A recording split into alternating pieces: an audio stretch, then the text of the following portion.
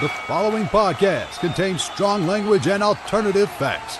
Follow us on Facebook and Twitter at Heel Podcast.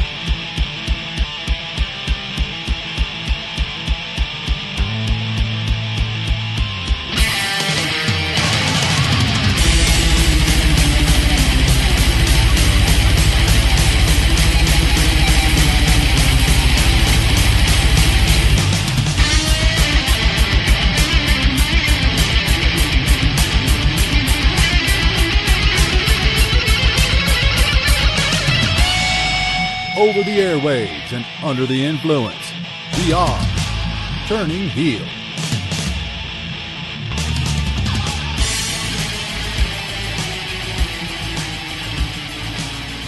Hello, Internet, and welcome to the Turning Heel podcast with me, the Griz. And with me, as always, 22 Skidoo, no iron brew for you. It's sober Chris motherfucking Hughes. Yeah, fuck off. Drinking his water. Yeah. The economy's really got to him now. Yeah. No money bags, no booze, because booze is about 3 times more goddamn expensive than it was two weeks ago. We're all struggling. Well, that, and I'm trying to stop drinking altogether, hopefully, maybe. No. The last night was hard, man. So hard. I was almost crying. I can imagine. Like, I was just so agitated and just so, like, I really need a drink. And, like, at one point, I was just pacing up and down the hall in the flat.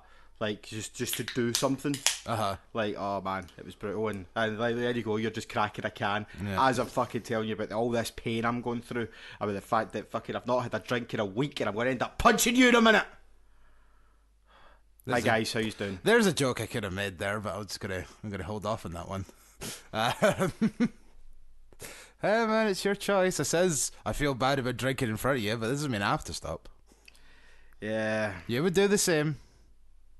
Probably. That's why I just fuck it. I'll just try and like lean over here so you don't see me. It's even worse.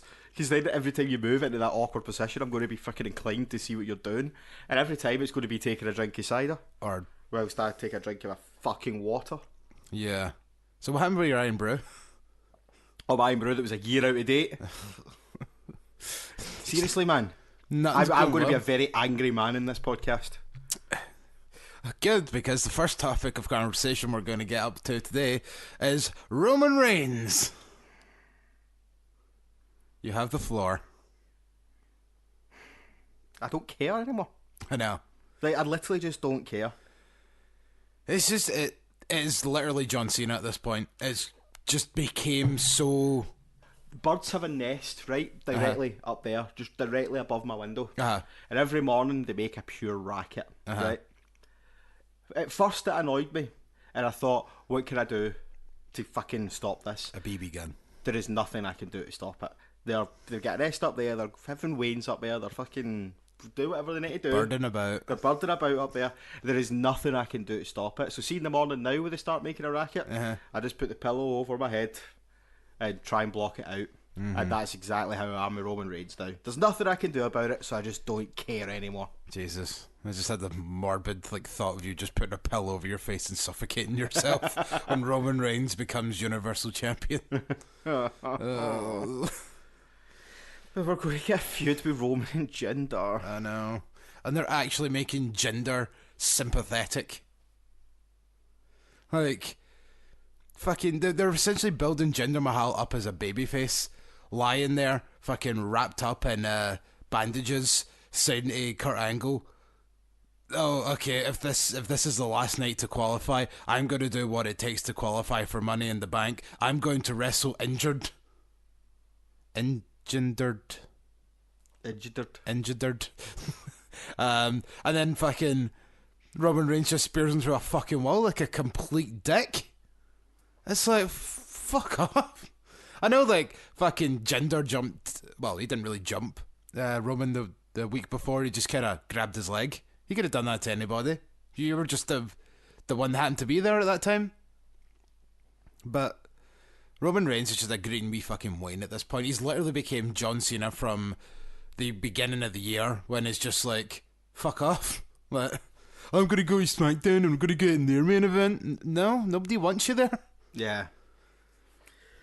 I'm just fucking... I'm tired now. Yeah. Having this conversation every week. Yeah. Like, I'm tired of being angry at it yeah, now. that's the way I'm feeling. But... yeah. Like, but then I got into this whole bit of, like, imagine, like, the Money in the Bank crowd somehow managed, like, a mass walkout during that match. And just they went and stood in the lobby, bought a pint, bought a t-shirt. Just, like, buggered off and just left, like, half the arena empty. Like, would that not finally be the fucking nail in the coffin? Not if they go buy merch. No, but Because then they're just making more money. No, don't buy Roman Reigns merch. But they're still making more money. They're still going and buying merch. I guess. But still, like, you're literally walking out during the Roman Reigns match, which I think should finally solidify, yeah, maybe people are sick of him. Just stop making Roman a thing.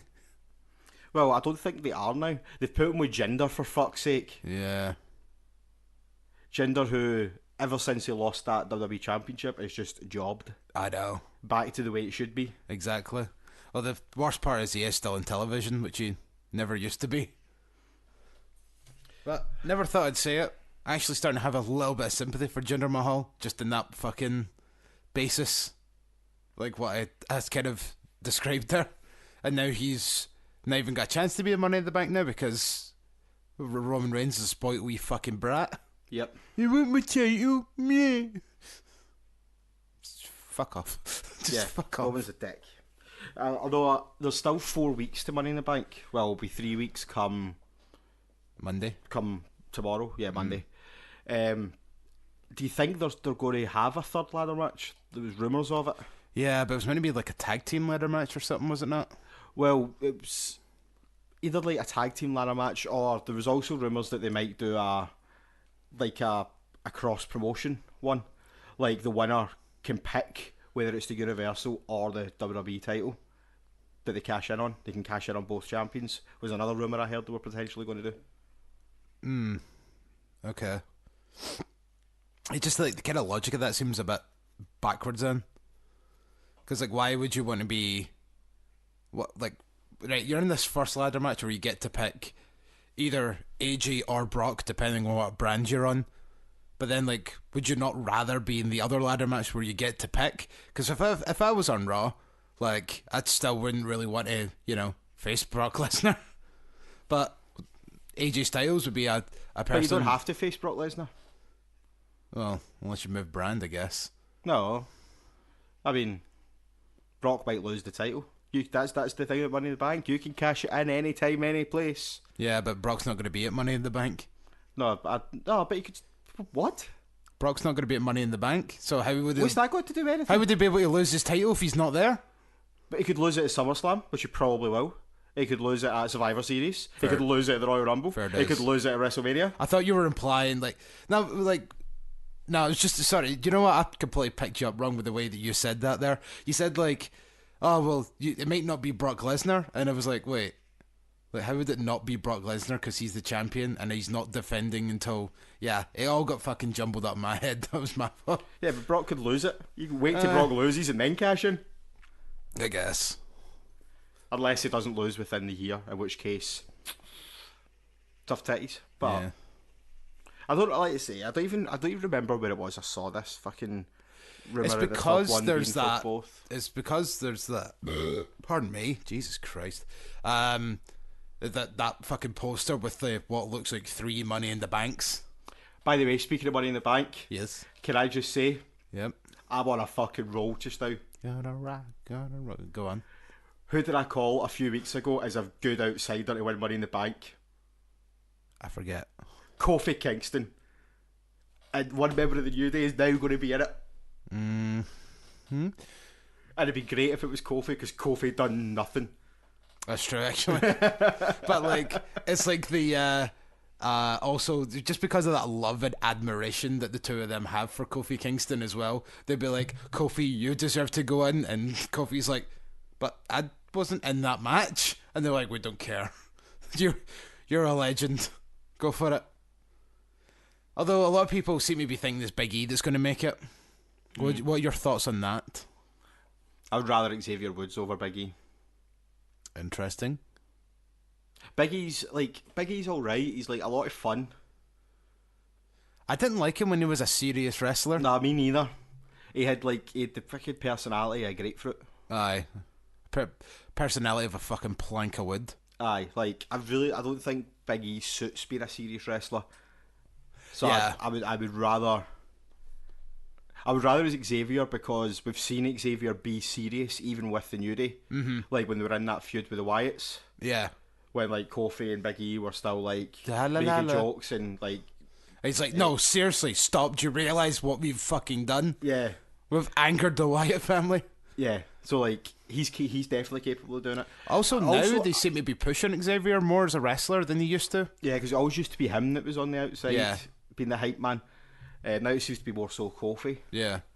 Which I think would be great, because like if Kofi gets in that Money in the Bank match, wins it, and then wins the title, and then just becomes this pure wanky arsehole at the fact that he's champion, and then they can be like, you didn't do anything to deserve to be in that match. We gave you that opportunity. And I took it. Hook, line, and sinker. I think this would be a fantastic idea.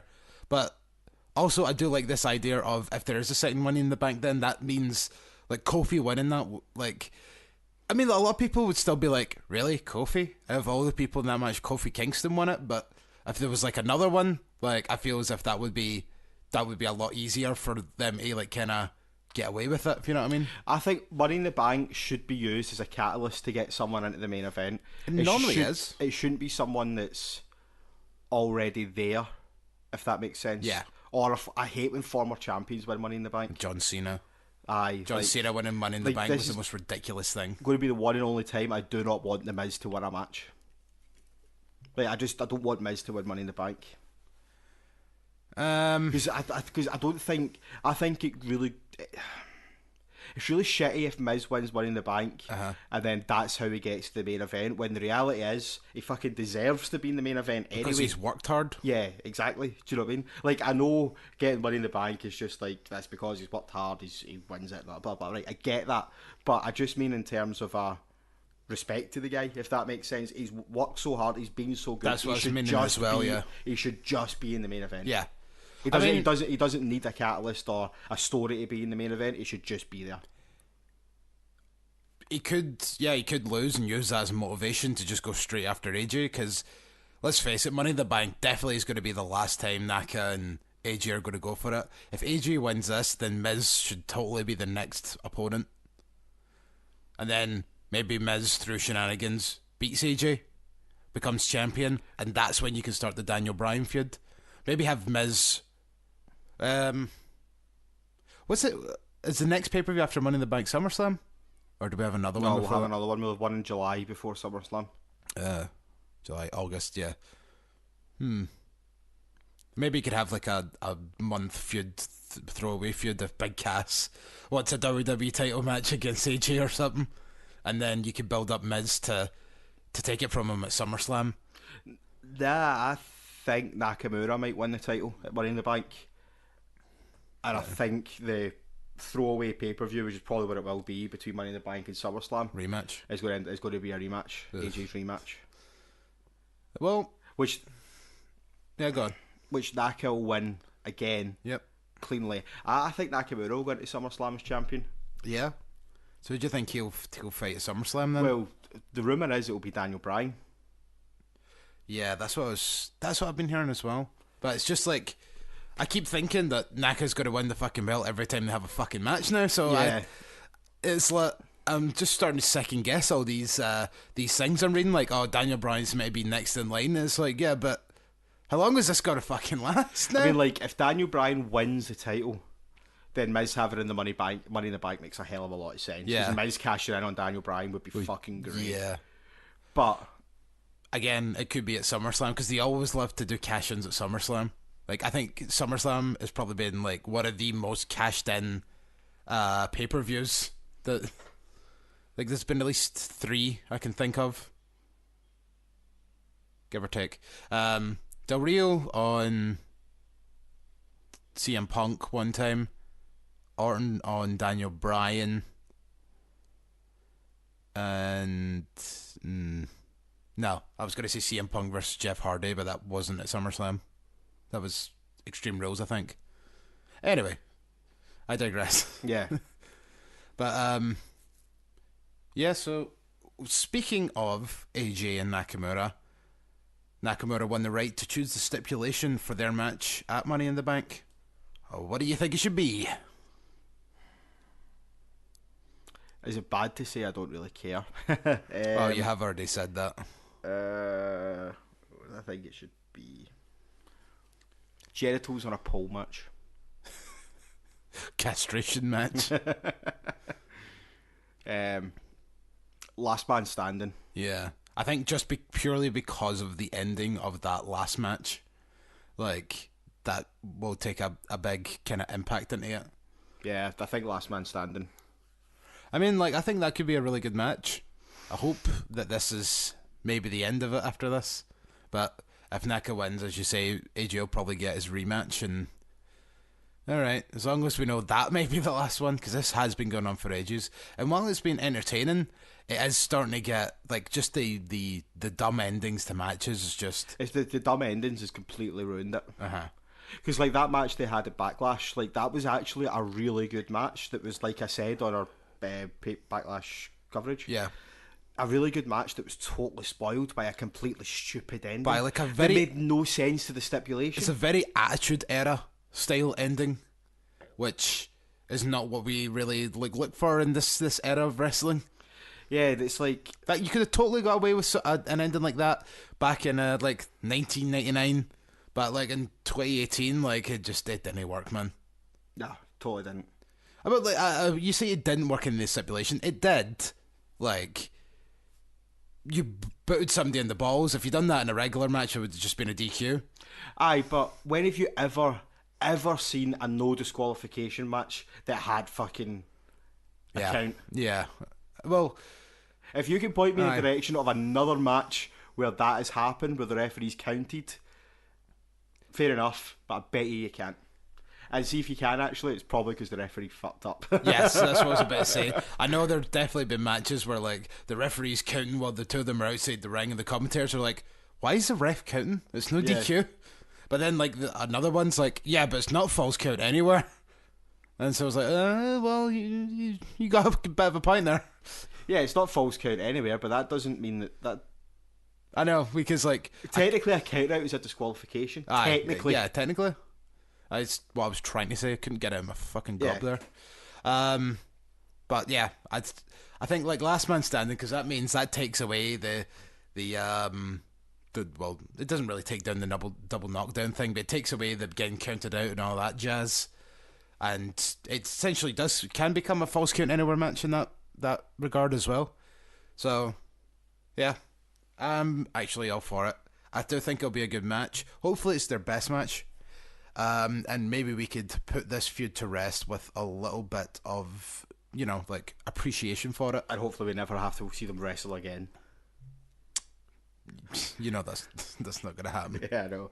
Fucking hell. So, congrats to Flash Morgan Webster and Kenny Williams, who appeared on 205 this week. Yes, they did. I only seen Kenny Williams' match, so I fell asleep when I was watching it last night. I saw a wee bit of Flash's match. But yeah, fucking good on them. That was unexpected, to say the least. Yeah, very much so. And during that match, the four-way, Nigel McGuinness called Tyler Bate Tyler Black. I didn't even notice that.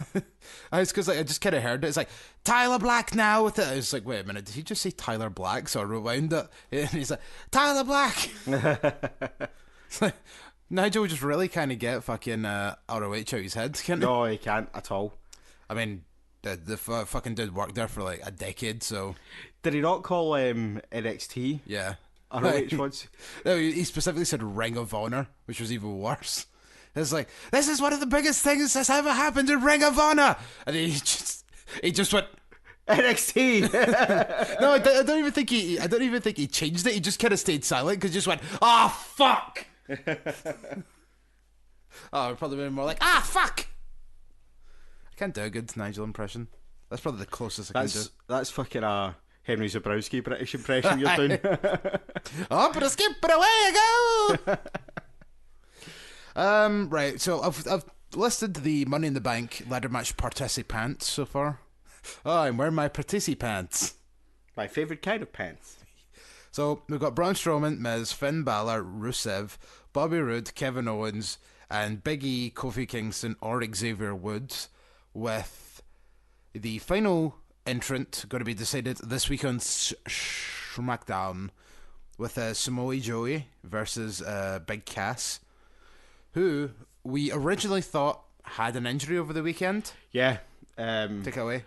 A video surfaced on Saturday night of Big Cass getting off the ring apron, and as he got off the ring apron, he kind of like seemed to buckle a little bit. It looked like he was already hurt. Yeah, he limped around quite a lot, and then did the exact same thing he did when he got hurt against Enzo. Mm-hmm. That punch in the ring apron thing. You mean Stevie Richards? Looked hey, been clear of all charges. And fucking lost his job because he's some fucking bent that fucking lied. Hey, allegedly. Well, I mean, yeah. Like, see if you if you kill somebody, but then nobody can prove that you done it. Wait, that was a dumb thing to say. Like, he got acquit. What's the word? Is it acquitted? No, acquitted means you actually go to trial. Right. I don't. Well, the charges were dropped. The police dropped the charges. Yeah, that's the one. Like. Doesn't mean he didn't do it, just kind of mean that they didn't have the evidence that they needed to prove that he did do it. I genuinely don't believe for a second he did it. Nah.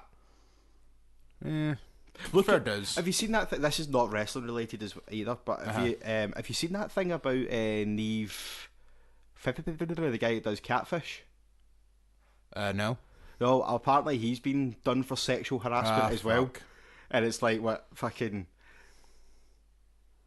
Really, it doesn't make sense, man. Fucking, there's so many people that are. I'm not just saying that this is just like a sexual harassment thing. Just in general, there's so many people that will do anything just to fucking get a wee bit of compensation. There's a fucking great video doing the rounds online just now.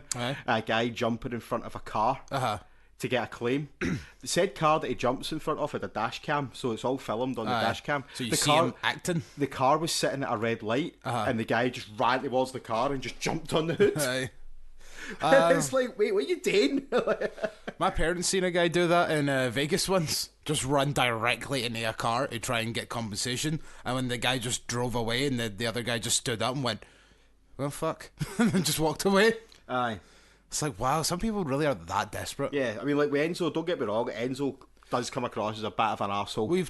I don't think he's that much of an arsehole. Aye, we have heard other stories of him being an arsehole. Like there was that long chain of like Twitter comments of a stripper that had to meet him once, and he just acted like he was like the fucking Rock or something like that because he was on TV and all that.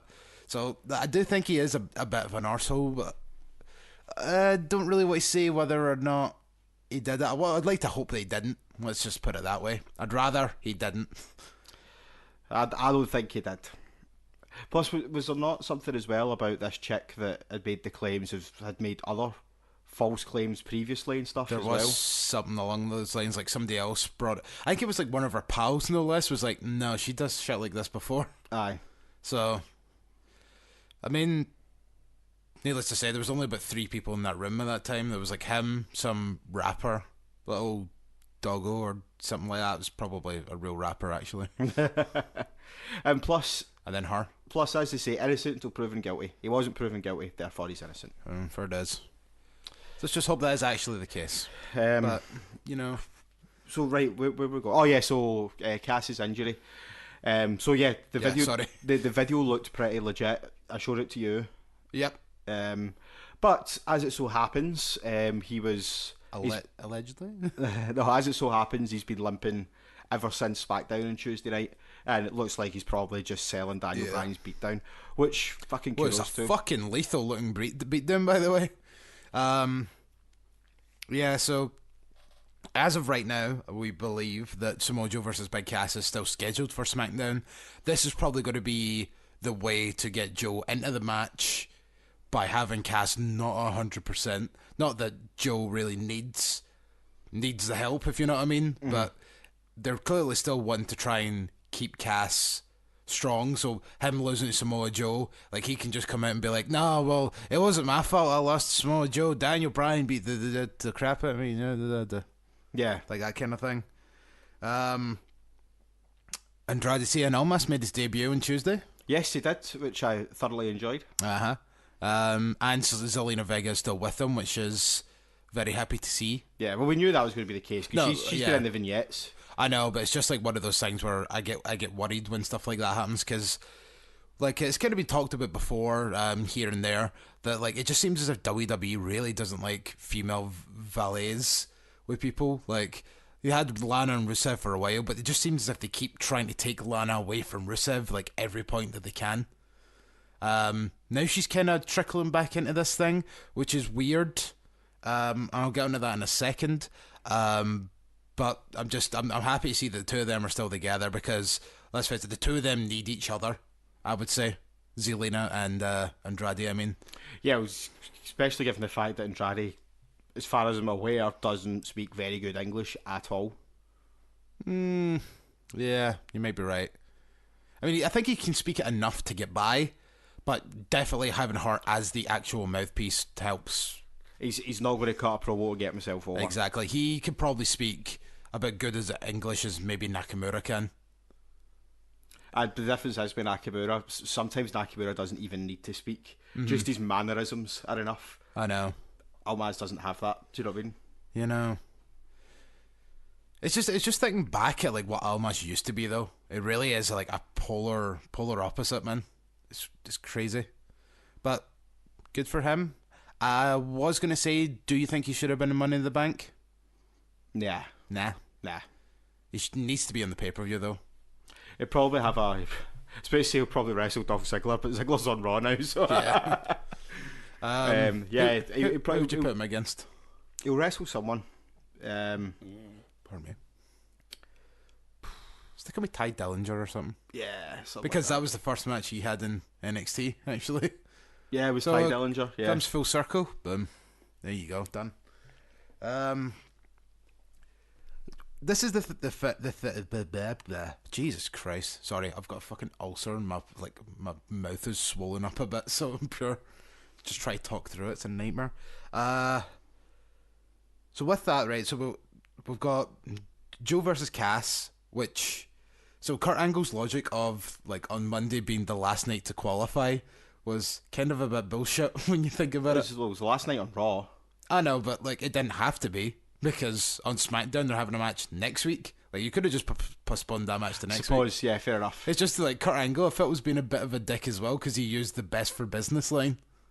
See what I mean? See, I really don't get this whole Kurt Angle character now. I'm like, I thought he hated the Authority. But he's still being their whipping boy. He's almost turning into the Authority. Yeah, I don't get it at all. I just don't understand it. It is really weird. Maybe I need to be drunk to understand. God, I wish I was drunk. I'm sorry, buddy. Hey, man. A whole week without a drink. I'm fucking pulling through. Women's Money in the Bank ladder match so far. We have Ember Moon, Charlotte, Becky Lynch, and Alexa Bliss. Blissy pants. Blissy pants. Becky pants.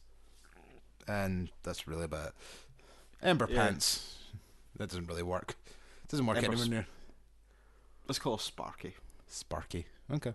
And Charlotte, we can call her Cow. Who do you think's winning that? Well, I don't know, because we've only got 4 so far, with Billie Kay versus Lana to be the next qualifying match. But the thing I'm thinking is, like, do SmackDown have enough people to continue doing qualifying matches? Or does somebody from NXT get in? Maybe just not be one more for Raw. We've got Ember and Bliss and Charlotte. We've got 2 of each. So we've got Ember and Bliss from Raw, Charlotte and Becky from SmackDown, and then we've got Billie Kay or Lana from SmackDown. So we got 2 more from Raw that we don't know yet, and we've got 1 more from SmackDown. But I can't think of many other people on women on SmackDown that haven't had a qualifying match. Naomi. Yeah. But pretty much everyone else, as far as I'm concerned, has wrestled. Has I can't remember the qualifying matches. Has Peyton had one? Yes. Yeah, last week. She wrestled Charlotte. So she did. Billie Kay's got one this week. Becky was in against former members of Absolution. Dana Brooke hasn't been in one yet, but I don't think she'll qualify regardless. Unless, if they're going to do another one from SmackDown, unless they do either some sort of multi-woman second chance, which second chances, or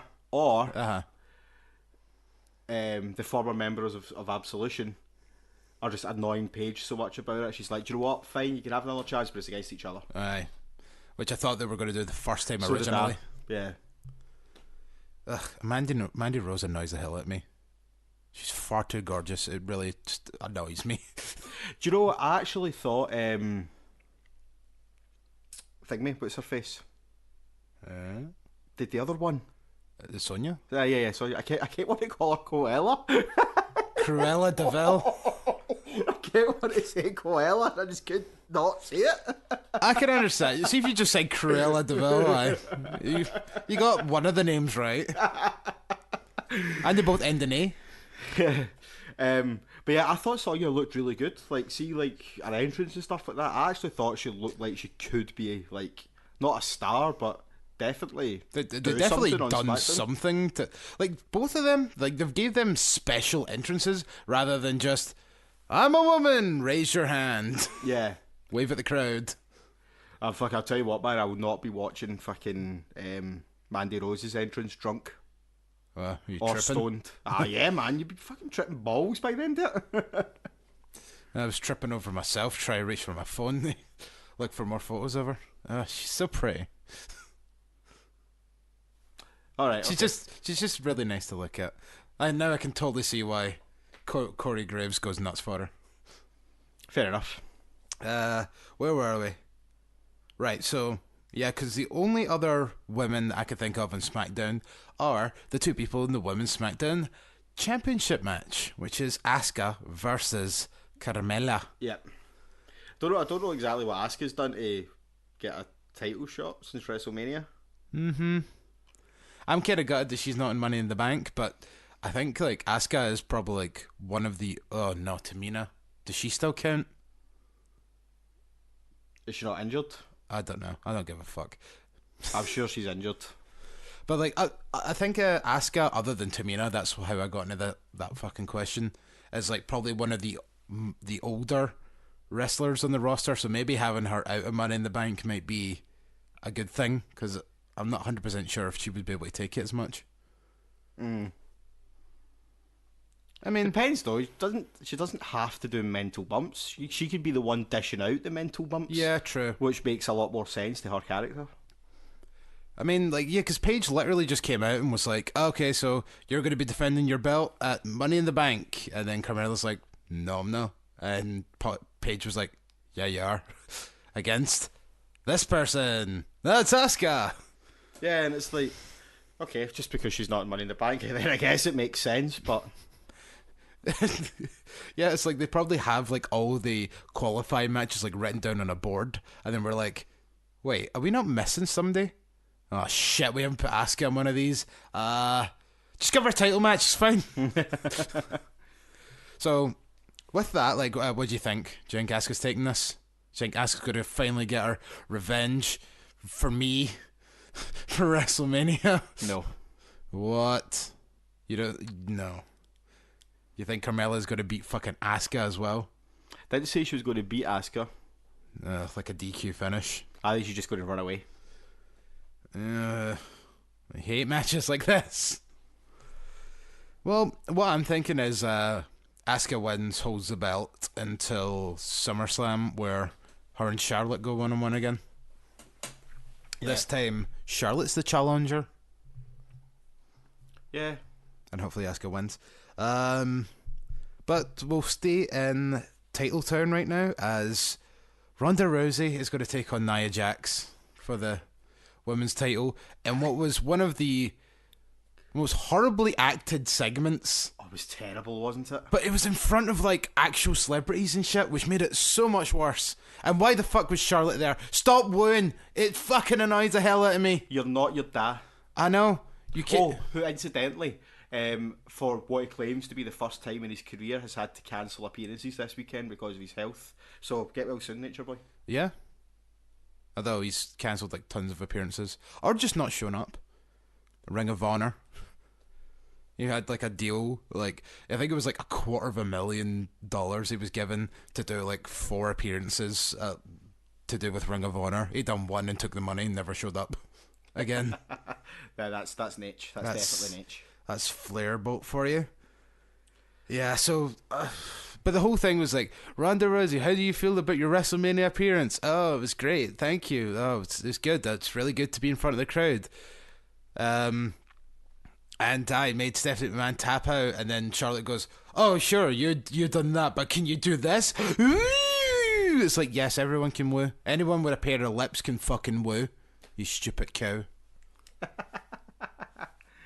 Honestly, it's just like, see, the worst part of the logic is like, when Charlotte first came into WWE, she's like, I don't want to be like my father. I want to be my own person. But now I'll just wear robes like him, woo like him all the time, do the stupid strut, which I never liked when Flair did, but it looks even more stupid when she does it, and wear robes and take his fucking surname. I mean, I know that she's in the family, but you know what I mean. She used to just be Charlotte, but now she is literally Charlotte Flair. Yeah, that's hardly blame her for that. No, it's not. Don't take the surname. You didn't have it to begin with. But you'd hardly blame her for that. Yes, I can. How? Because if she doesn't want to be like her dad, why would she start having the ring announcer is Charlotte Flair? I'm going to shock you here, Griz. Wrestling has writers. What? It's no real.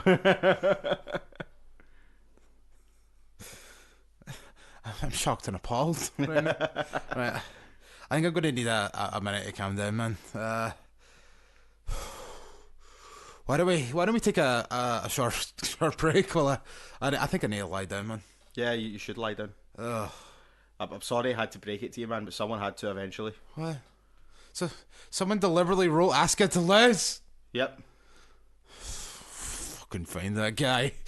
I could tell you who it is. Oh, please do. It was Road Dogg. He was always my least favourite at the D-Generation X. That's a lie. Yeah, it's a total lie. Aye. He was actually probably one of my favourite. Who would have been my least favourite? I asked you that there. Who was your least favourite? I don't think I could. I don't think I have a least favourite. I don't think I could pick a least favourite. Like, see, after they broke up, you could probably say, oh yeah, it was Billy Gunn. But when they were all together as DX, like, no. I liked Billy Gunn when he was doing the one Billy Gunn thing. Yeah. I mean, I didn't see a lot during that point. Mainly because his theme tune was fucking awesome. Oh, we just stumbled across our music for the break. I was just about to say, and if you don't know what that theme tune is, then here it comes right now.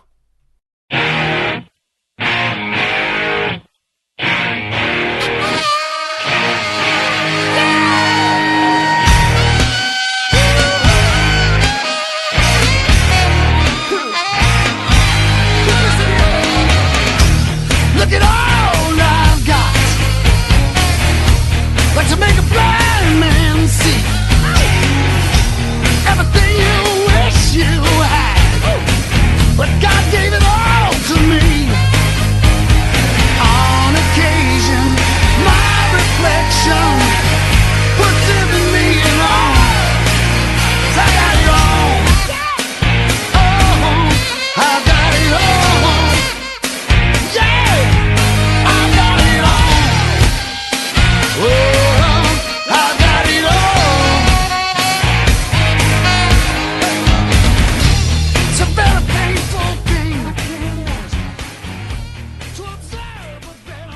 And we're back, and I'm still sober. Sorry, brother. Right, so we didn't talk about who do you think's gonna win out of Billy Kay and Lana? Lana. You really think Lana's going to do it? Yeah. Because the other thing I was going to say about that was, you know, like, a couple of weeks ago it made it seem as if Lana was trying to chew out Aiden English and get him out of the picture. But now, like, last week on SmackDown, it seems as if she wants to just be with the two of them. And she looked awesome in that Russo Day t-shirt as well. So I wouldn't mind the three of them going on as a kind of pseudo faction. Yeah, I wouldn't mind it either. I think I don't know. It's all about. I hate when they fucking backtrack on things. It does my nothing. It happens so much more now than it used to as well. It's just like one week, like someone will just be like, right, okay, I'm going to do this, and then even if it's not working out, they'll eventually like turn them face or something like that if they're a heel. But now it's just like, I'm a heel this week. Bruh. The next week they just kind of come and go, all right, how you doing? I'm pals with everybody. Yeah. And then that's just it. Which they're doing a lot with Rusev just now. Like, is he a face or a heel? Like, yeah. Make your mind up. Yeah, exactly. He gets face reactions, acknowledges the crowd and all that all the time, but then, like, as in matches against Daniel Bryan, where he wins, and then people are like, boo? Yeah. Awkwardly booing. I'm not booing you, I'm just... Bryan lost. I'm sorry, man. I don't mean it. It's Rusev Day? It's Rusev Day, I think.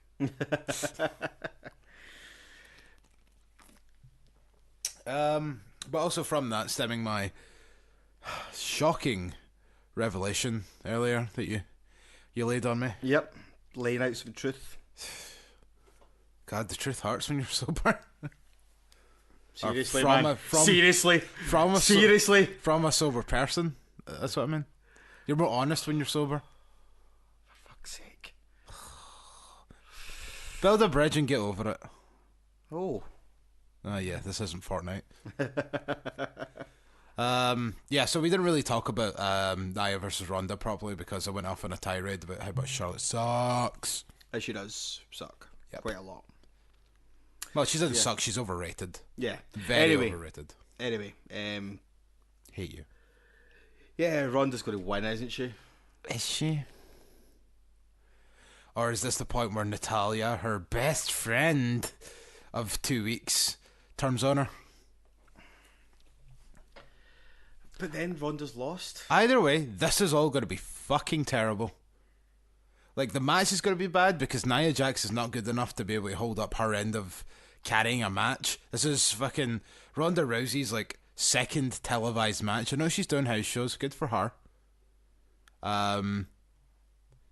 But, yeah, and then if it does happen, Natalya's going to be fucking involved. And who the fuck cares about Natalya in 2018? Why couldn't they have just put Ronda Rousey in the Money in the Bank women's ladder match, had her win, and then the next night on Raw she says, I'm cashing this in at WrestleMania, puts the briefcase away, and then works towards her WrestleMania cash-in. Why couldn't they have just done that? I liked it when Mr. Kennedy done that, and then he got injured and they took it off him for some reason. Why? I don't know.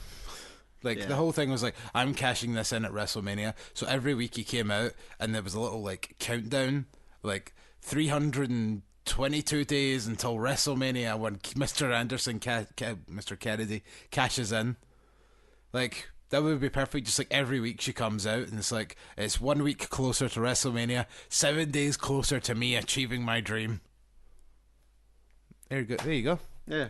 Simple. That means, you know when it's going to be well, even if like she turns heel or something like that, and then she could just run in with the briefcase at one point and cash in on her face, like Daniel Bryan did. Because he said he was going to cash in at WrestleMania. Aye, and then didn't. Fucking didn't. That was brilliant. Those are the days. There's so much stuff you can do with fucking Money in the Bank, man. Yeah. And I know it feels as if we've kind of ran down like half the card, but like it is kind of the talking points right now.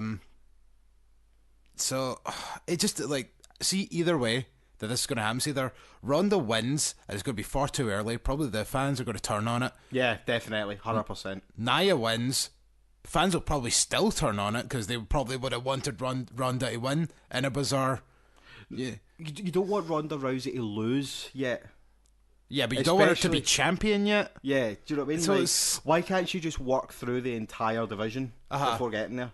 Yeah, and then as I say, like, because Natalia's been our best pal on TV, and fucking it's Natalia who turns on everybody. I don't see this going well at all. This is going to be terrible television. I think so. I'm trying to think what else we've got. We've got All In, which is sold its tickets. Yeah, sold out. Yep. 30 minutes or so it took for that. And so good for them. Like, let's see what fucking matches they start announcing now. Because I've heard Nick Aldis versus Cody Rhodes is going to be a thing for the NWA title. Allegedly, yeah. Allegedly, but I'm not so sure. Genuinely not so sure. I mean, if any heavyweight title of the indies that you could have, seriously, the NWA title is the one you're going to go for. Well, the thing is, though, they're doing the Young Bucks versus Nick Aldis and a mystery partner in Edinburgh next week for the Ring of Honor show. I wish we could go. Yeah, me too. So, like, I think they are, looks as if they are kind of building towards something with that. Yeah, so it could kind of make sense if it does end up being Corey versus. I'm really not that into that match. It'll be a decent match, but yeah, like, seriously, that's the match you're going for. And well, it doesn't matter. They sold out. True. But I would have thought that they would have done something big, like fucking Kenny versus Cody 2 or something like that. Yeah. Well, we'll keep abreast of the situation. When matches actually do come out. Hopefully they do a pay-per-view, or, you know, iPay-per-view, whatever you want to call it these days. Anyway, so that they can get it out as it happens. And we'll give it a watch. We'll probably review it in the next episode following the show, obviously, which is in about 2 months. That's a bit longer than that, man. Wait, May, June, July, August. 4 months. Yeah, still quite a bit away. I'm intrigued to see how it goes. I am as well. I was actually contemplating going. I sent you a screenshot of the flights I found for like 300 quid. Yeah. I would have been more jealous of that than any WrestleMania you went to. Yeah, but I didn't. The only reason I was thinking about going was because of the Punk thing. Yeah. So CM Punk is doing some autograph signings the day before, conveniently. I mean, obviously it is in his hometown, so it's not really much skin off his nose doing it, but it's just kind of surprising that, you know, he's willing to do this on the weekend of probably the biggest independent wrestling show in the history of independent wrestling. I think it's just a publicity stunt. Maybe to try and help because they announced it a few days before tickets went on sale for All In. So I think it was just to get eyes on All In, if you know what I mean, because the way it was announced was it was on the eve of the biggest independent wrestling show in US history or something like that. CM Punk does this. I think he's just doing it to help his pals out. I don't think you can read much more into it than that. Maybe. I mean, like, nobody's saying that he has to wrestle. He could just show up. Maybe cut a promo. Maybe give somebody a GTS, and then that's it. His UFC contract's a 5-fight contract, I'm sure. I think it was 3. Well, even if it's 3, he's still only going to be 2 down, so he's still under UFC contract. I know, but at that point. See, after I just don't see them. Sorry, I don't see it happening. After he lost his first match, Dana White was like, "I don't think I feel comfortable putting him back in the octagon." So he almost said as if he was going to get canned there. So I think a lot of this is all going to depend on whether or not he wins this next match in June. Like, because I think, see if he loses, like, I think UFC have the right where they could terminate said contract. They can, but they still need to pay him up for it, so they'd as well just having him fucking fight his third match. Because, like, that's basically what happened to Paul Craig, the Scottish UFC fighter. Like, he was essentially as good as being canned because he'd lost. He'd a 4-fight contract. Won his first fight, yeah. Won his first fight, lost his second, then when he lost his third, that was kind of like, well, He's lost 2 fights out. He's got a 50% loss rate basically, regardless of what happens in this contract. So it's pretty much he's going to get canned. But he's one more fight to do. They put him in a fucking throwaway fight that he absolutely fucking dominated and came out with it looking amazing and ended up with a new contract. Because they need to pay him anyway, so they might as well fucking get the use out of him. Do you know what I mean? I guess so. It's just they can't just like terminate the contract and be like, yeah, you're not getting any more money. This is the annoying thing when it comes to UFC. It's like it's the whole thing that I thought originally when Ronda Rousey was fucking on top of the world. She lost one match and then all of a sudden everybody turned on her and goes, oh, well, she wasn't really that good to begin with, to be honest with you. And it's like, well, yeah, she was. She had like 10 fights where she was undefeated. And then 9 of those fights barely made the second round, if made the second round. And then the person that finally beat her was that Holly Holmes chick, who then went into her first title defense and lost to Miesha Tate. So Miesha Tate had already lost to Ronda Rousey. So it's like this weird cycle of like, what makes Ronda Rousey like fucking worse than any of these other women? They've all lost to each other. Like Miesha Tate's lost to Rousey, but manages to beat the person that beat Rousey. Would that not make her better somehow?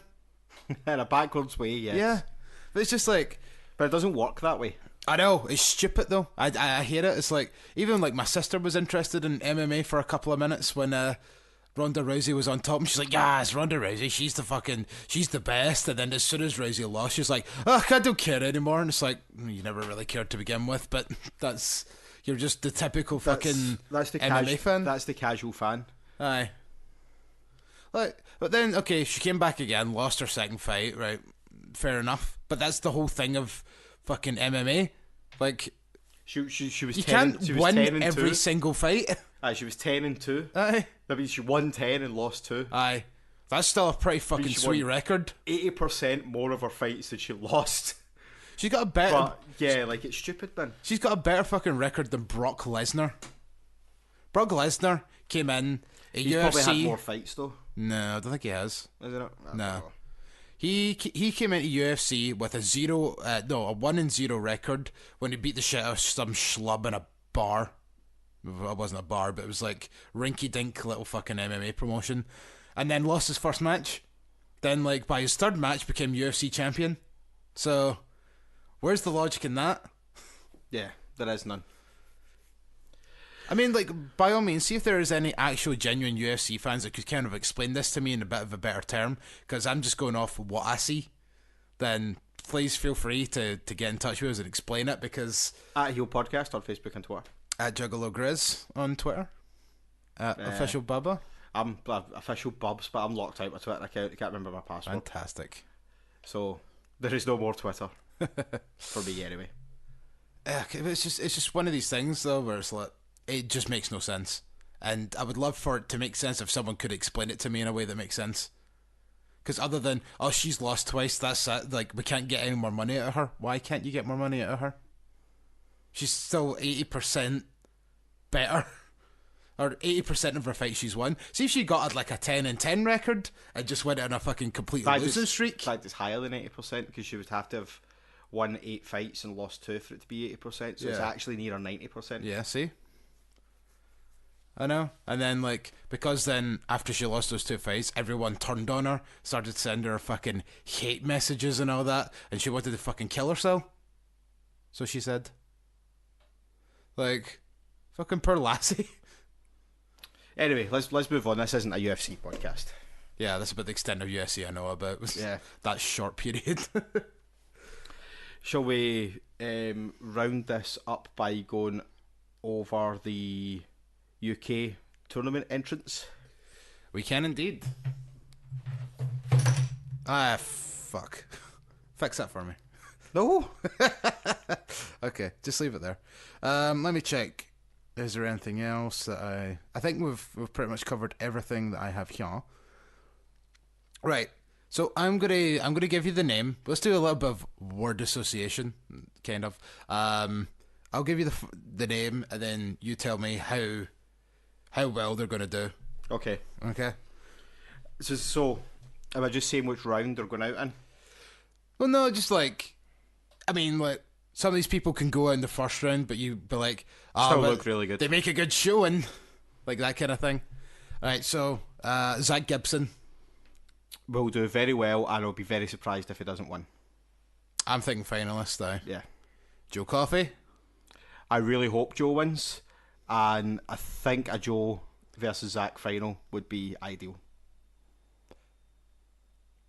I'm saying at least semi-final. Yeah. Very least. Kenny Williams. Kenny will do well. I think he'll probably go out in the first round, though. Sorry, not first round. Second round. Mm-hmm. Because the first round will be download. Yeah. It's really confusing, that. Yeah.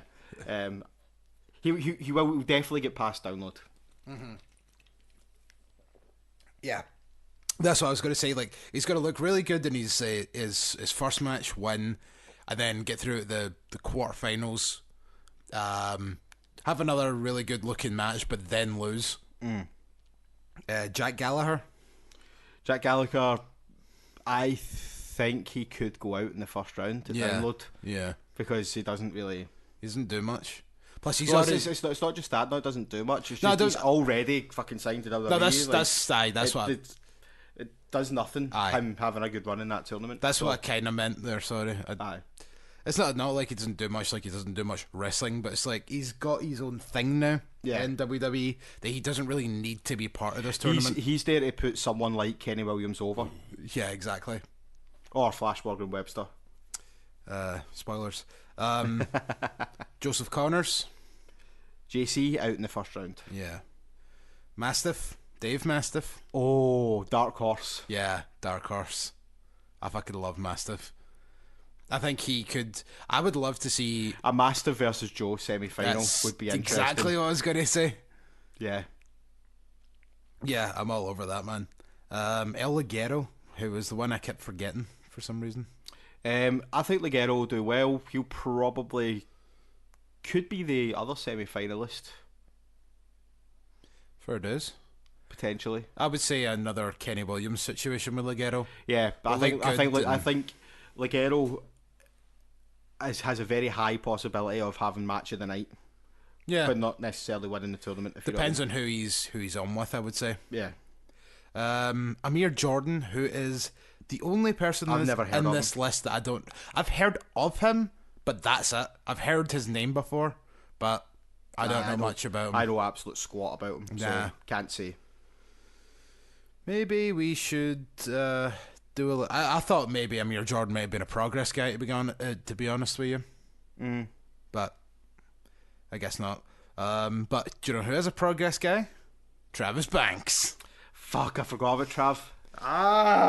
There's so many potential winners in this. He's definitely making the semis. Yeah. And just see now, looking at this fucking roster, really tempted to go. I'm only going the first night, I think, because I can get a half day on the Wednesday, but that's not really enough to justify going the second night as well, because I need to get home. Just book it home on the bus afterwards. But it's the cost of staying in London a night as well. You're looking at least £100 just to stay the night in London before you've done anything. Ugh. London, why are you so expensive? I know. And then plus, what'd you do with your fucking all your shit? If I need to get the night bus home after the second show. Well, you only need like a change of clothes. It's not a lot of stuff. I suppose, yeah. I mean, we stayed in fucking Blackpool. I don't know. Anyway, that's a difference with Blackpool though was we went home the day after the show. Yeah. So like you could take a wee suitcase down with you. Do you know what I mean? Which I didn't. I still took a backpack, but that's what I mean. Like, anyway, the rest of this is for complete off mic talk. Yeah, totally. We're just so Travis Banks thinking at least a semi-finalist, at least potential winner. Interesting. Flash Morgan Webster.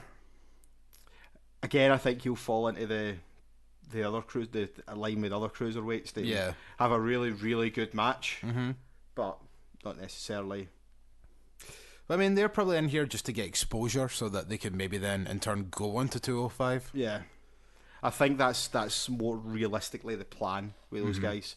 Maybe not so much Ligero, but definitely with Flash and Kenny. Yeah, since they've already made their debut. Yeah. Up next, we've got Jordan Devlin. I believe he's under 205. He probably is, yeah, because he's Balor's under 205 and he's about the same build as Balor, so yeah. Jordan Devlin's a good shout to be doing 205. See the guys that were in the tournament the first time round. I'm kind of thinking that they're not going to go as far. Yeah, but Jordan Devlin could be the exception to that rule. Yeah, I would totally agree with that because he's become nothing but better since last tournament.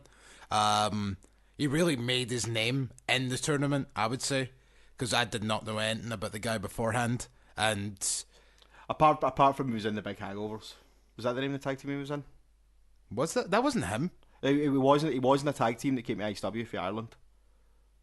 Was it? Was it the Big Hangovers? The Big Hangovers were Thingme. Sean Maxer and Cody Rhodes lookalike. Yeah. Because we found out after that we had seen him before because he was in this random tag team that we'd seen in ICW. Yeah, but I guess it was just literally one of those random one-off appearances that kind of gets slid under the rug because people come in and out of ICW like a fucking hooker. That was a disgusting analogy. It was a terrible analogy. Please move on. It wasn't. People go in and out of hookers all the time. Suppose, but yeah, move on. Yeah, no, but I like that call of he's definitely going to be someone to keep an eye on in this tournament now. See, this kind of lineup is definitely what I think the first year should have been. Pardon me, with Trent Seven, Tyler Bate, Pete Dunne all being in the mix. There's a few of them that I'm not too high on. I mean, this guy Tucker, still haven't heard of this guy since the fucking tournament last year. But WWE insists on constantly bringing the dude back. Is he not Irish as well? I'm not sure. I might be totally wrong in that one. He's either Irish or Welsh, I think. Yeah. Let's say I haven't seen him do much since then, but I mean, it's just the thing that we were talking about there, where Jordan Devlin is completely blown up as a wrestler since the last tournament, and Tucker has literally just fell off the planet and then just landed back on the planet when it's time for this tournament. As has someone else that you're about to bring up, hasn't really done anything since the last tournament. I know they've been wrestling, but they still haven't really done anything. Yeah. Well, next up is Drew Gulak, which was incredibly random. Again, I think he's just there to put someone over at Download. And do you know what? It'd be great in the first night after the first round of matches and stuff, and then Gulak comes out and he's like, "This is a disgrace that I'm not in it, and this is a PowerPoint presentation as to why and all that." Like, it'll be fun. I love Drew Gulak. Yeah, it'll be a lot of fun. I'm actually so excited that I have the chance of seeing him at Download, because if needless to say, obviously Download is still about the music, so if there's important bands that clash with NXT, then you'll probably see him, because it won't just wrestle one show. Yeah. Look at last year. We seen the same fucking show about 6 times. Which was so disappointing compared to the year before. So the year before was great. But now this year, I think they probably realised that last year's stuff was kind of blah.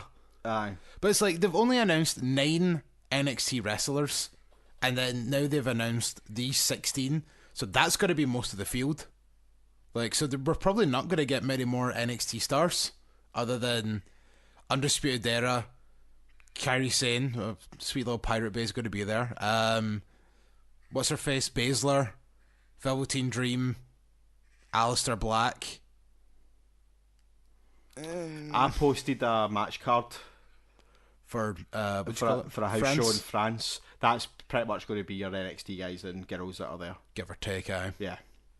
Drew Gulak. I'm just excited just to see Drew Gulak. Although the funny thing is, technically, I've met him once. I don't want to break for I don't want to pull back the curtain a little bit, but I will. In Chikara, he was one of the ants. I think he was Soldier Ant, actually. And I met Soldier Ant at Chikara. That was like, I went to shake his hand and he went to shake my hand, but we both put in like the same hand. So then we pulled that back and both switched to the same other hand. So we were just like, we could have stood there like, and then he just went and saluted at me, and I was like, yeah, that'll do. I've met Gulak as well at Access last year. Nice. Yeah. I love Gulak. Yeah, Gulak's cool. I've always been on the Gulak bandwagon.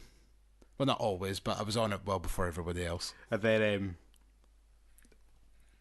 Eddie embarrassed me. Eddie embarrassed you? By after I shook his hand and stuff. And we quick picture and all that, brilliant. Then Eddie fucking did the catch point handshake with him. What's catch point? Is that an enemy? No. He was in a faction in Evolve called Catch Point. Okay, yeah. And I'm like, Eddie. How did that go? Do you remember? I think it's all it is. There's not really that much of a difference. Like, all it is just, if I remember correctly, it's just a... Paul London does that. Aye. Like, he kept doing that every time I went to shake his hand when he was in Preston. He always done that. And like, so it's like, instead of shaking the hand, you kind of grab the forearm. Yeah. Yeah. Of the person you're shaking hands with. Yeah, I think it was that. Sure it was that. That makes sense. Yeah. Wonder if Paul London was ever in Catch Point at some point. Maybe. Him and Kendrick used to always do it when they were a tag team as well. So... Don't know if they ever did anything in Evolve. Did they? Don't think so. Nah, maybe not. I don't know. But maybe Catch Point took it from them, because they used to do the thing where they run to the ring, they take their masks off, and then that was their pose with the two of them. They would stand next to each other and they would do the arm grab thing, and then that was their thing. Unless they ran it with Ashley. I miss her.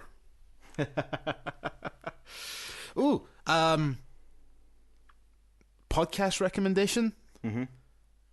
Shit, what's it called? For fuck's sake. It is. It's Robbie E and some other schlub, and they talk to wrestlers that aren't exactly in the spotlight anymore. Where the fuck is my pod been? I think it's called While They're Gone. Where is it? It's here. There. Why It Ended with Robbie E. So far they've had people like Chris Harris or Braden Walker, if you remember Braden Walker.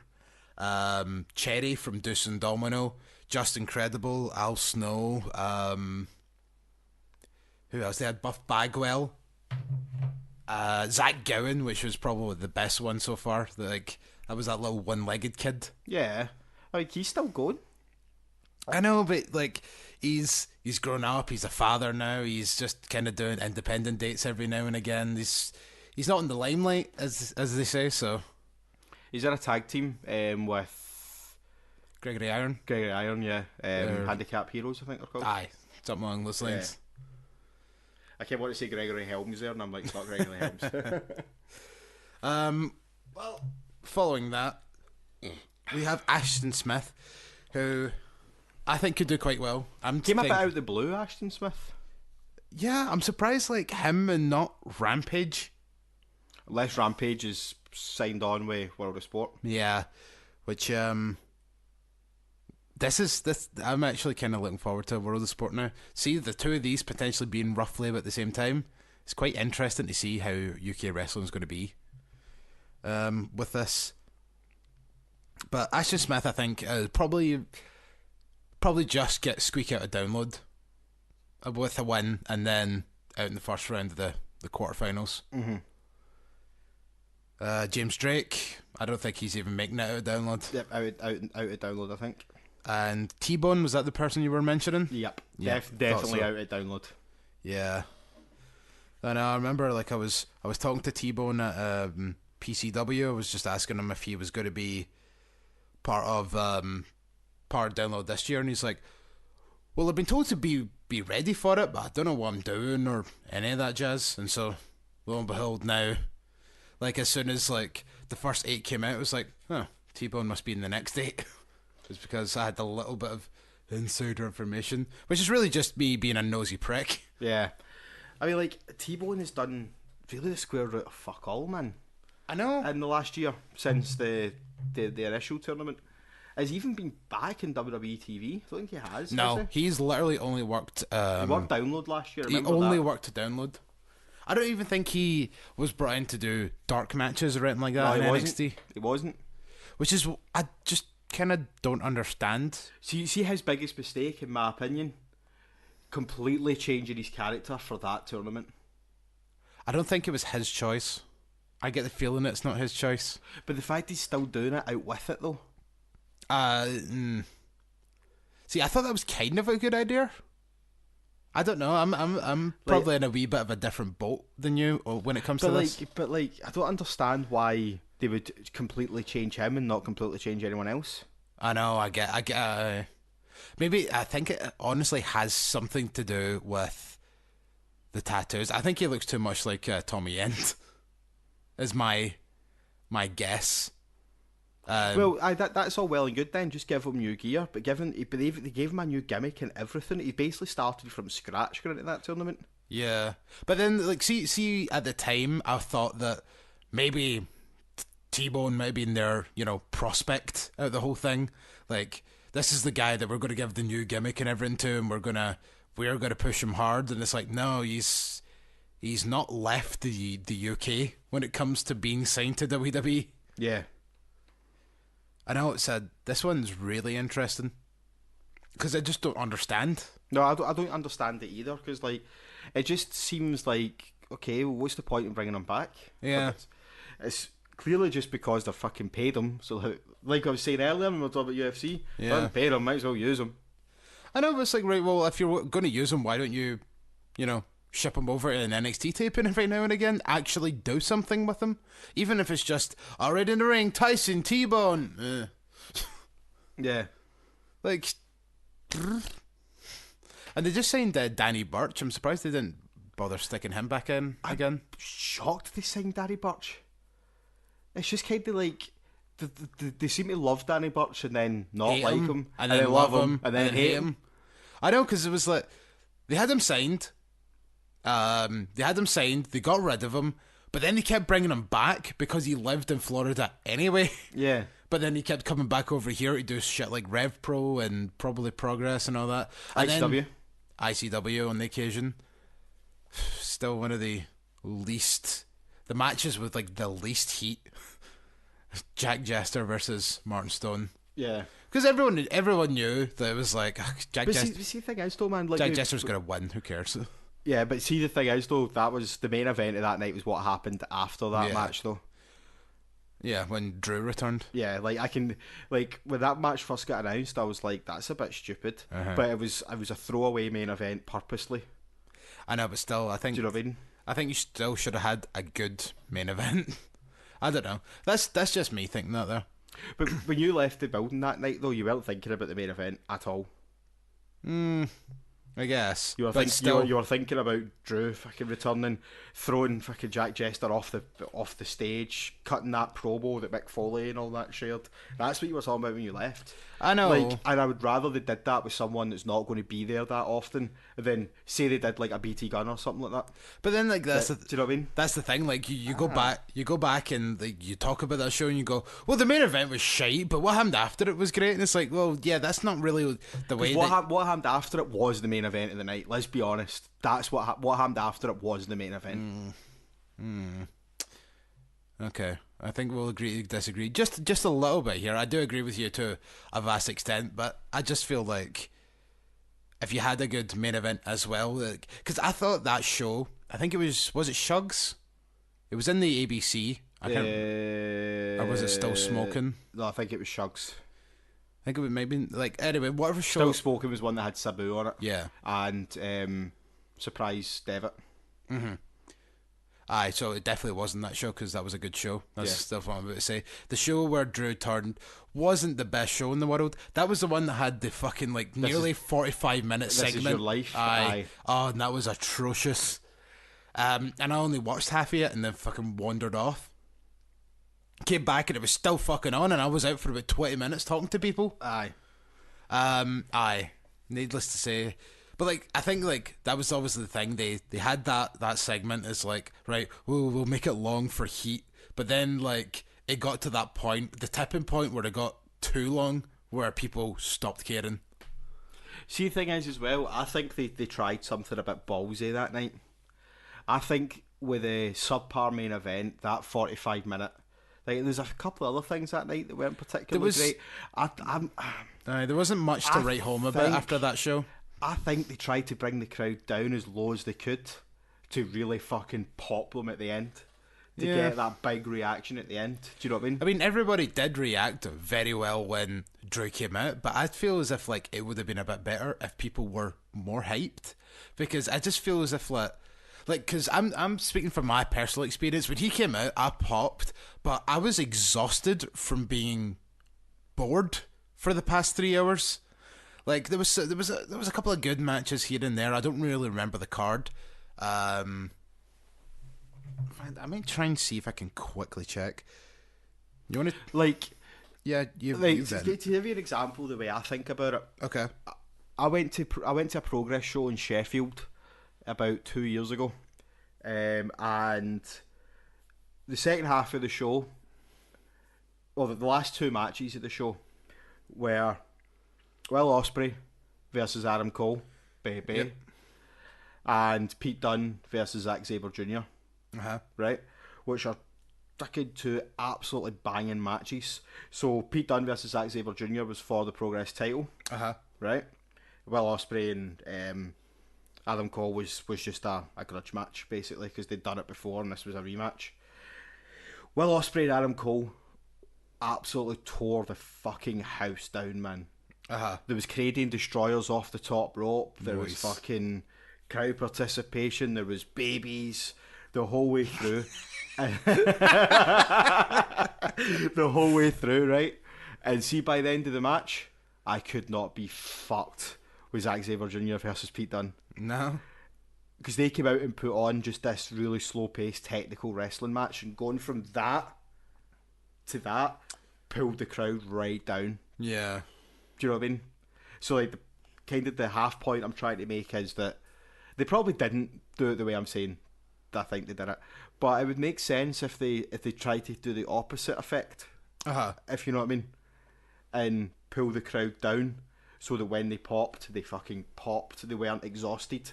The way that crowd was at that Progress show, because Will Ospreay and Adam Cole totally exhausted that crowd, and there was next to no atmosphere for the actual main event. Yeah, I actually, see, to be honest, now that you're saying that, I feel as if like that's kind of what happened at one time during an ICW show in Edinburgh. It was like that one with the Sabu Jack Jester death match, but then there was also Wolfgang and Mickey Whiplash, and then just like the whole show was about 4.5 hours long.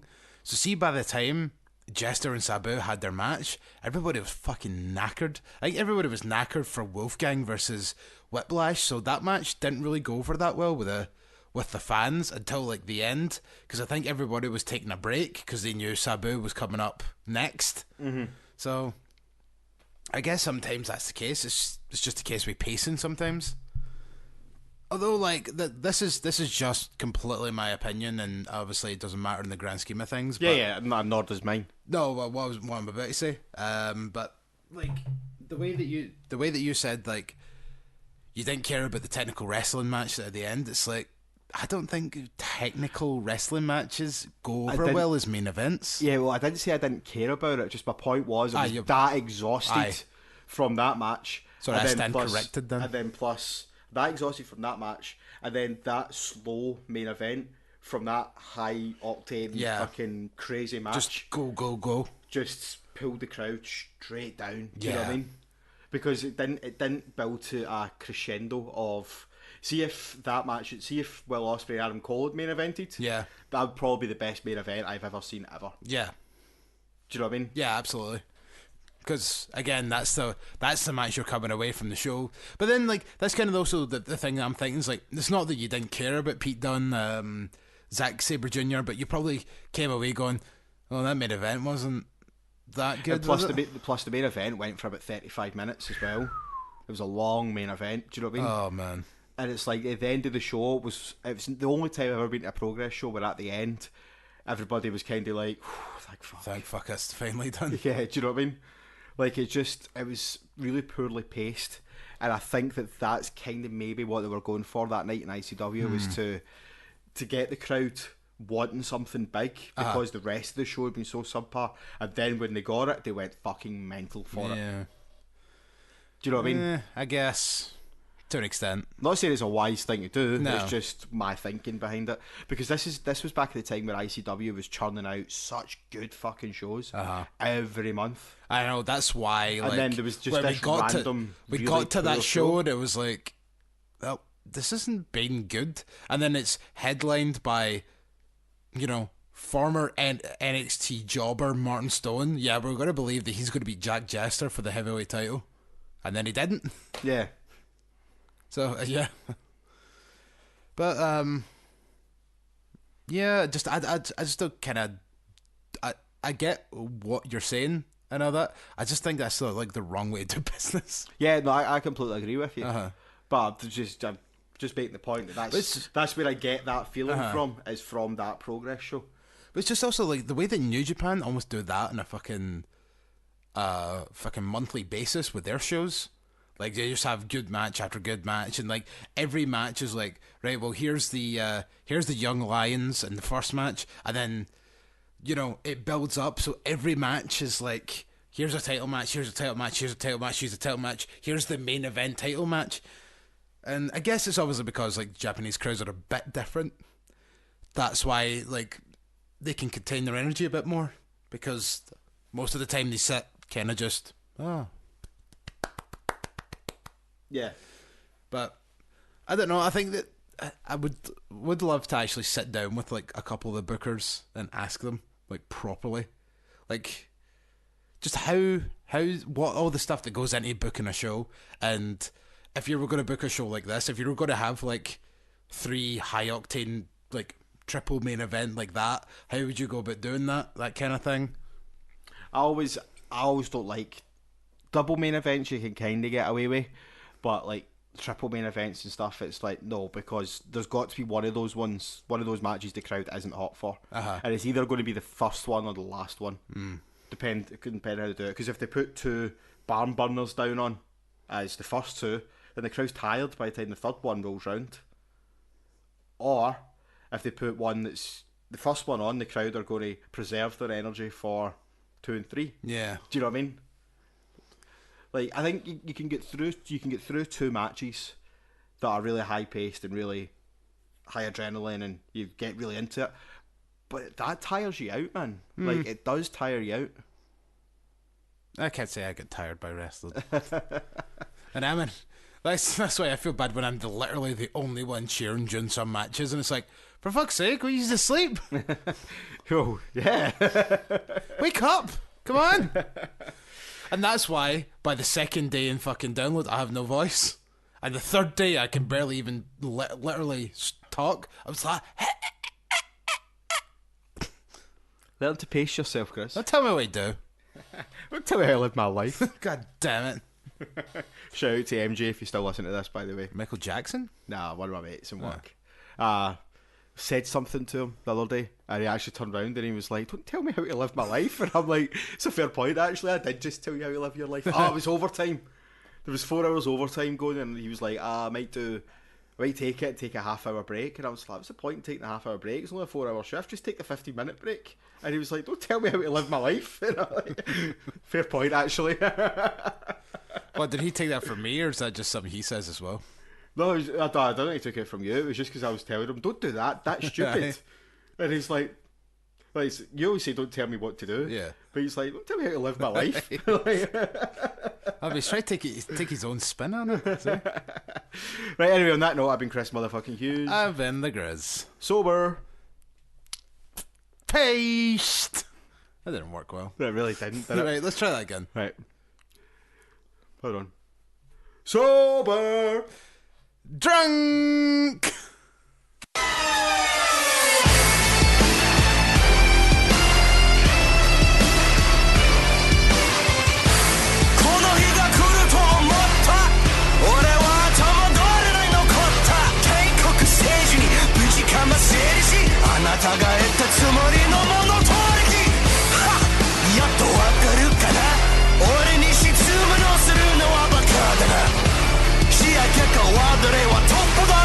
世界に一人もいないからよ。わかるか俺の力、わかるか俺の力、わかるか俺の力、わかるか俺の力、わかるか俺の力、わかるか俺は一番。目を覚めて前向いてみろ、君僕をされてる一発で以上、割り壊すあなたの悪夢に上がる、君運命俺が決めてもらう、逃げても意味ない意味ない、俺なら見つけ隠られやしない、必ず君神様渡したい、見つけた預け払わせるからない。わかるか俺の力、わかるか俺の力、わかるか俺の力、わかるか俺の力、わかるか俺の力、わかるか俺は一番。この日が来ると思った、俺は頭どれない残った、帝国政治にぶちかませりし、あなたが得たつもりのものとりき、やっとわかるかな、俺に質問をするのはバカだな、視野結果はどれはトップだろ、この世界に一人もいないからよ。わかるか俺の力、わかるか俺の力、わかるか俺の力、わかるか俺の力、わかるか俺の力、わかるか俺は一番。目を覚めて前向いてみろ、君僕をされてる一発で以上、割り壊すあなたの悪夢に上がる、君運命俺が決めてもらう、逃げても意味ない意味ない、俺なら見つけ隠られやしない、必ず君神様渡したい、見つけた預け払わせるからない。わかるか俺の力、わかるか俺の力、わかるか俺の力、わかるか俺の力、わかるか俺の力、わかるか俺は一番。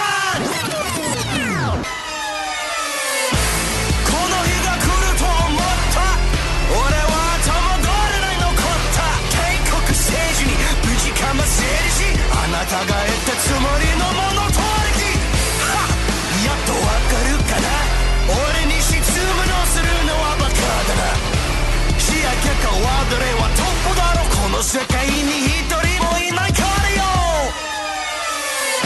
わかるか俺の力、わかるか俺の力、わかるか俺の力、わかるか俺の力、わかるか俺の力、わかるか俺は一番。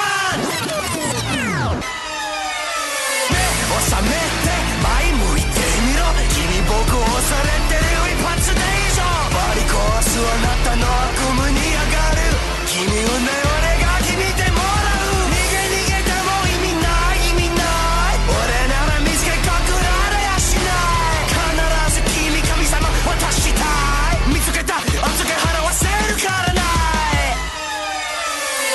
わかるか俺の力、わかるか